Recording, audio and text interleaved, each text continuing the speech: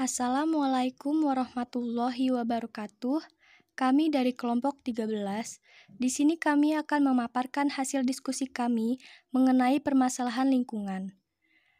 Permasalahan yang kami angkat adalah pertambangan batu bara sebagai sumber pusaka atau malapetaka. Sebelum melanjutkan ke bahasan yang lebih mendalam, berikut anggota dari kelompok 13, yaitu Jihan Puspitasari, Kintan Aurelita, Griselda Dwi Anggraini, Dwi Sekar Arum, Sep Francisca Weni, Dewi Anggraini. Outline 1. Pendahuluan. Saat ini, pencemaran lingkungan sudah menjadi masalah yang sering terjadi di Indonesia.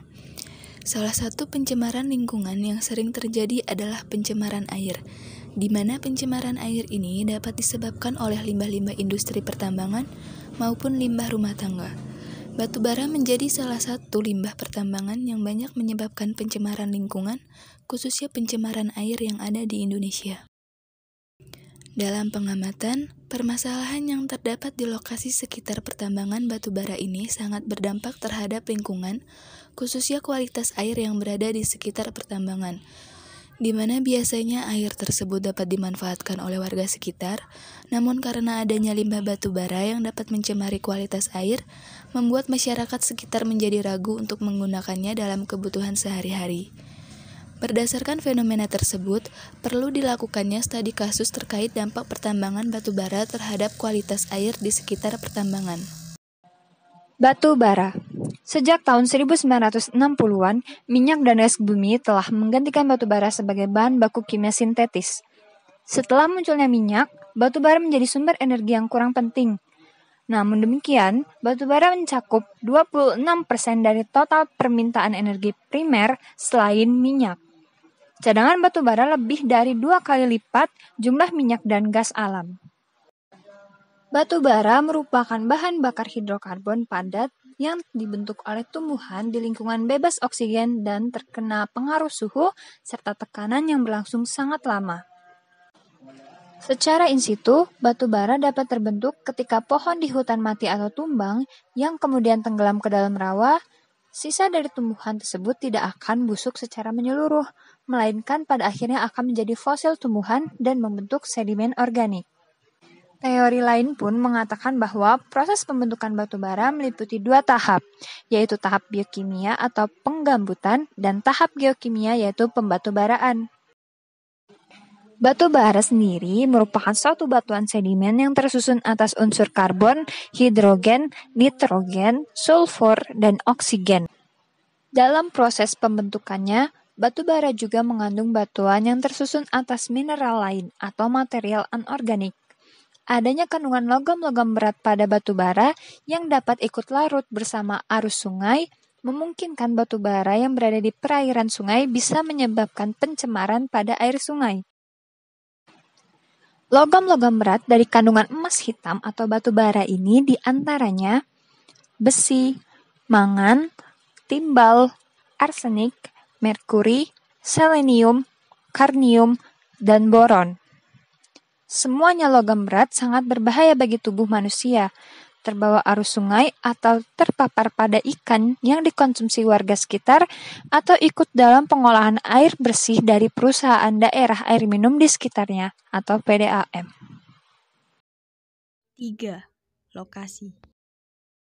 Lokasi kasus yang diambil yaitu PT Braukol yang beroperasi sebagai kontraktor penambangan batu bara. Perusahaan berpusat di Tanjung Redep, Kalimantan Timur, dan beroperasi di 3 lokasi penambangan, yaitu di Lati, Binungan, dan Sambrata. Perusahaan beroperasi sebagai anak usaha dari PT Braukol Energi Tbk, di mana yang kami fokuskan adalah air sungai Lati, dari hulu hingga hilir dan air limbah. Pertambangan batu bara umumnya terkait dengan air asam tambang atau AAT atau Acid Mine Drainage atau AMD. Air tersebut terbentuk sebagai hasil oksidasi mineral sulfida tertentu yang terkandung dalam batuan oleh oksigen di udara pada lingkungan berair. Artikel ini didasarkan pada riset di lingkungan pertambangan PT Berau Coal yang terletak di Kabupaten Berau, Kalimantan Timur. Metode penambangan yang dilakukan pada PT Berau Coal sampai saat ini adalah tambang terbuka atau open pit mining dengan menggunakan alat mekanik truk dan skop. Pengupasan penggalian batu baranya sendiri serta waste material tanah tertutup atau overburden menyebabkan tersingkapnya tanah atau batuan yang mengandung mineral sulfida, antara lain berupa pirit dan markasit. Mineral sulfida tersebut selanjutnya bereaksi dengan oksidan dan udara membentuk air asam tambang. Air asam tambang ini akan mengikis tanah dan batuan yang berakibat pada larutnya berbagai logam seperti besi, kadmium, mangan, dan seng. Dengan demikian, selain dicirikan oleh pH yang rendah, air asam tambang juga akan mengandung logam-logam sehingga dapat berakibat buruk pada kesehatan lingkungan maupun manusia. 4. Dampak. Aktivitas penambangan selalu membawa dua sisi, ada sisi negatif dan juga ada sisi positif. Sisi positif dari aktivitas penambangan yaitu memacu kemakmuran ekonomi negara, sedangkan sisi negatifnya adalah kerusakan lingkungan. Pada studi kasus pertambangan batu bara di PT Berau Coal, kerusakan lingkungan yang ditimbulkan oleh aktivitas pertambangan yaitu terbentuknya air asam tambang. Air asam tambang yang terbentuk dari aktivitas penambangan ini akan merembes dan mengakibatkan kualitas pH yang rendah, peningkatan kadar logam terlarut, dan terganggunya ekosistem makhluk hidup di sekitarnya. Selain itu, air asam tambang dapat mempengaruhi bentang alam, perubahan struktur tanah, perubahan pola aliran permukaan, dan perubahan pola aliran air tanah, serta komposisi air permukaan. Nilai ambang batas. Standar efluen atau baku mutu air limbah kegiatan penambangan menurut Keputusan Menteri Lingkungan Hidup Republik Indonesia Nomor 113 Tahun 2003 diberikan kepada tabel 1.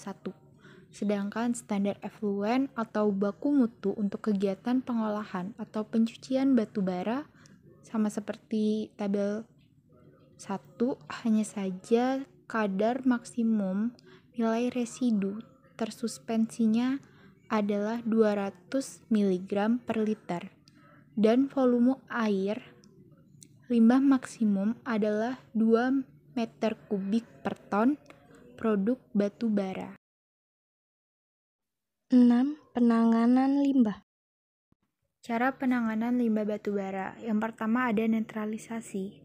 Alkalinitas yang cukup harus ditambahkan untuk menetralkan asam dan untuk meningkatkan pH air sampai tingkat tertentu di mana logam yang larut dalam air akan membentuk logam hidroksida yang tidak larut dan mengendap. pH yang dibutuhkan untuk mengendapkan sebagian besar logam dari air sekitar antara pH 6 sampai 9. Yang kedua yaitu netralisasi dan penghilangan zat besi atau mangan dengan kontrol pH secara otomatis.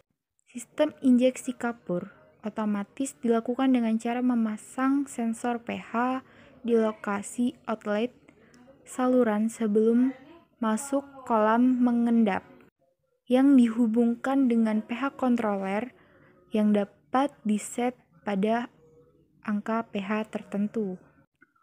Yang ketiga, netralisasi dan penghilangan zat besi atau mangan dengan injeksi kapur menggunakan baffle aerator.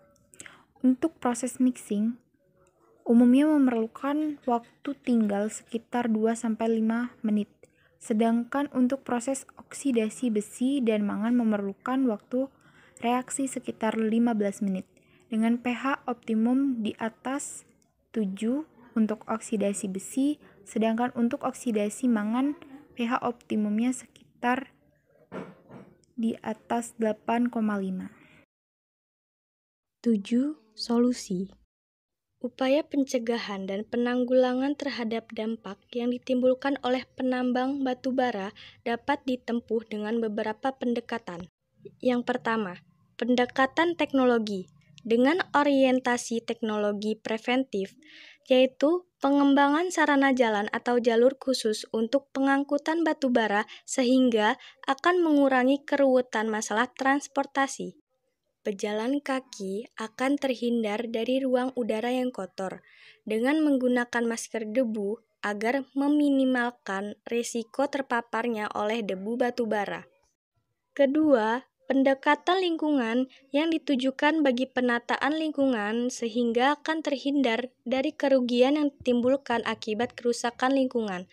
Upaya reklamasi dan penghijauan kembali bekas penambangan batubara dapat mencegah perkembangbiakan nyamuk malaria. Dikhawatirkan bekas lubang batubara dapat menjadi tempat perindukan nyamuk. Ketiga, pendekatan administratif yang mengikat semua pihak dalam kegiatan pengusahaan penambangan batubara tersebut untuk mematuhi ketentuan-ketentuan yang berlaku. Yang terakhir, pendekatan edukatif kepada masyarakat yang dilakukan serta dikembangkan untuk membina dan memberikan penyuluhan atau penerangan terus-menerus, memotivasi perubahan perilaku dan membangkitkan kesadaran untuk ikut memelihara kelestarian lingkungan.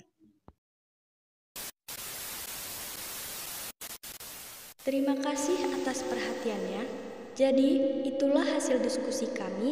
Jika ada pertanyaan, kami di sini membuka satu termin untuk 3 penanya. Untuk yang ingin bertanya, dipersilahkan.